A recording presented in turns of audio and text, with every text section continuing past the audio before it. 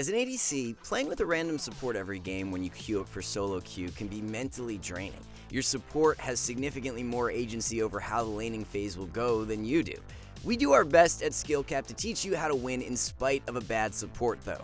There's always something you can do, be it wave control, better trading, etc. That being said, there's something so many ADC players get wrong about playing with a new support every single game. In this guide, we're going to tackle that major issue which holds so many players back, even in the Masters level games we'll be reviewing today. We want to go ahead and make clear that we'll actually only be reviewing a single marksman in this guide, Xayah. A big topic we want to cover in regards to working with your supports is that you can adapt to whatever you're dealt with, regardless of what you're playing. Therefore, even though we're only reviewing one champion, everything we cover will apply to all ADCs.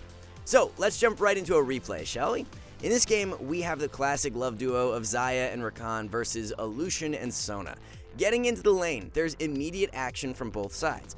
Xayah initiates a trade with her Q, looking to score some poke onto Lucian, and this prompts her Rakan to go in. Unfortunately, her support is way too tunnel visioned on finishing off the kill that he overextends during the all-in. This allows the enemy Lucian and Sona to turn things around, chunking both Rakan and Xayah dangerously low. The lane has only just begun and things are already looking sour. The thing is though that Xayah could have potentially prevented this from happening, but she did something incredibly wrong, even before the laning phase began. Can you tell what that was? If you spotted that she's running the airy poke build when she shouldn't be, well done. This leads us into a tangent over something we don't really talk about a whole lot, but matters a ton for bot lane specifically. Why did your teammate pick the champion that they did? Sometimes it may be difficult to remember, but there are people behind the champions on your screen. As much as we'd like to believe that all of our teammates are literal bridge trolls, they actually aren't. So here's a question: why do ADC players tend to pick Draven? He's honestly not the best champion for climbing your way out of low elo, yet he tends to be fairly popular. Why is that? Well, for most players, it's so that they can feel strong in lane and dominate their opponents. Every Draven player's dream is to cosplay Tyler 1. Why do other ADCs pick stuff like Kog'Maw or Jinx? Players on those champions generally want to scale and go for the late game fantasy where they group up with their team and carry team fights. It's unfortunate that you have to do this, but you should try to think about what your support's champion means about how they're likely to play the game. A big problem you need to deal with is that your teammates are not going to deviate from how their champion is typically played. Most players are playing League for the actual fun of it, even in ranked. We know, gross. They're not analyzing matchups, adapting their playstyle, basing decisions on minion waves, etc, etc. We picked Xayah as the ADC to analyze in this guide because she makes this problem exceedingly apparent.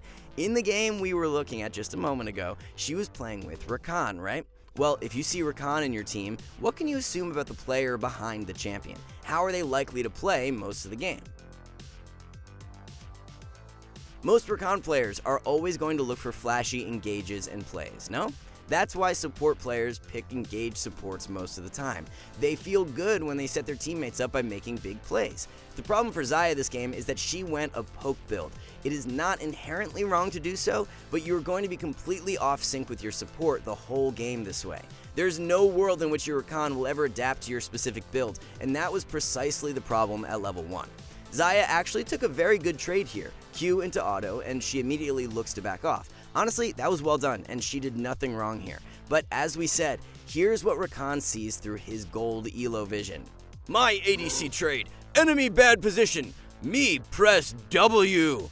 He doesn't care or understand that Xayah with this build is useless after her Q is down and that her all-in is awful. He's playing in the way that he is used to and believes to be correct. And that is basically the major point of this guide, that you should try and match how your teammates are likely to play to the best of your abilities.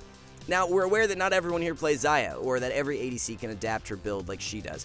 Don't worry, we'll get to that. But in this specific case, Xayah could have very easily opted into her DPS build, which would have allowed her to play a much more synced up game with her Rakan. When he would go in, she'd actually have the DPS and all-in to follow through, instead of having to back off instantly. Here, let's show you some examples of what a very real problem this is. We have the same exact situation in this game. The Xayah is running a poke build with an engaged support.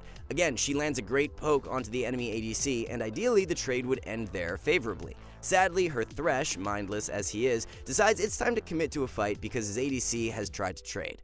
Instead of the fight being completely one-sided, the enemy duo gets significant damage back onto Thresh due to his incompetence. and this isn't a problem that will ever go away for you. Here's a Masters Elo game with the exact same situation. Xayah started Q and is running the same build. She tries to land a bit of poke on the enemy Karma and misses. Not a big deal. You can't hit every single skill shot. It's fine. She just has to play safe and let the wave come into her. But here's what goes through Nautilus's brain. Enemy not behind minion. Me is hooked champion. Must Q and fight. Obviously, we're exaggerating a bit and being mean to these support players, but it's all to get this point across. Your teammate will never adapt to what your game plan is, regardless of what elo you're playing in. So it will always be in your best interest to take the initiative and try to adapt your playstyle to your support. We've been going on and on about how Xayah players should have adapted their build to their support, but obviously not every ADC can do that. That's fine. There's plenty of other ways you can adapt. One of the best ways being wave control, of course. Let's take a look at something any ADC can do, regardless of what champion or build they're playing. Here's a Diamond 1 Xayah who has a Lulu as her support. The Lulu is running Guardian as her rune and Heal as her summoner spell. What should this immediately tell you about your support? Most ADC players should know instantly that this Lulu is going to sit 20 yards behind them the whole laning phase and press her spells to peel and do nothing else. We know it sucks dealing with that kind of support, but think of the upsides. There's a reason these types of players are the same elo as you. Playing enchanters that way is very, very effective, even if it makes your life miserable. So how do you adapt to that as an ADC? Well, you just have to manage minion waves in a way that keeps you and your support as safe as possible, minimizing engagement with your opponents during the lane phase. And that's the exact opposite of what this Xayah does. Right now, the wave is in the perfect spot. It's frozen outside of her tower. The enemy duo can't engage. You can't be ganked. You don't really have to fight your opponents at all in this position. It is absolutely perfect for playing with this kind of support. But Xayah is impatient and begins hitting the wave. The only reason you would do this is to play aggressively, but having watched this Lulu play so far and seeing her build, you cannot do that this game. You can actually see it clearly right here. Xayah and Lulu could very easily punish Jhin for walking up at a wave disadvantage, but Lulu is just chilling. She is in this game to shield her ADC. No more, no less. And the icing on the cake is that since the wave is now in a vulnerable spot, Xayah and Lulu are instantly ganked by the enemy Nidalee. This snowballs completely out of control, and Xayah loses the lane and game from one pointless decision. Let's move on to another all-too-common issue we see a ton of. Here's a Platinum Elo Xayah playing with a Pantheon support. Here's an obvious question. What do Pantheon supports want to do all the time? Obviously, it's to all in and score kills. And how will Xayah respond to Pantheon's deepest wishes? By making that absolutely impossible for him. Ideally, as an ADC with Pantheon, you'd let the wave sit somewhere on your side of the lane or in the middle. That way Pantheon can actually go in and look for fights. Xayah does the exact opposite of that. She kept spam shoving the wave, keeping it near the enemy's tower. This went on for a very, very long time. Almost since the start of the lane all the way to around 6 minutes, Xayah kept the wave in the exact same spot, making her Pantheon completely useless. He literally did nothing for 5 whole minutes. It's hard to blame Pantheon for what happens next. He's so deprived of action that he'll do anything for it. He finds a fight in the river and immediately takes it, desperate to do anything. Needless to say, this was not a great fight to initiate. He gets caught out, taken down instantly, and Xayah is soon to follow. Again, it's a bit silly to say that you need to play around your teammates' boredom levels, but it's honestly true. How can you expect a Pantheon player to be fine with doing nothing for 5 minutes? Of course they're going to end. As we said, Xayah could have easily avoided this by actually enabling her support. Enabling them to do what they're actually good at and want to do is how you can prevent these types of situations. We want to recap by making it clear that there will never be a clear-cut answer to dealing with all the horrible supports you're going to encounter in solo queue. Each one is a unique problem you have to learn how to handle, but that's precisely why we cover so many strategies at SkillCapped. You need as many strategies up your sleeve as possible so that you can adapt based on what support you're given. You cannot play the same style every single game and expect to consistently climb. It's on you to realize what your support's champion says about them as a player and to do your best to match their goals. At the end of the day, bot lane is a 2v2 lane. Your opponents are dealing with the same issues you're dealing with. So wouldn't you rather be the bot duo that is actually working together rather than against each other? So you might be asking yourself, why go to skillcapped.com to improve when I could just watch YouTube guides or play the game? Well, let me show you. Let's say you're an AD carry who's struggling to climb the ladder.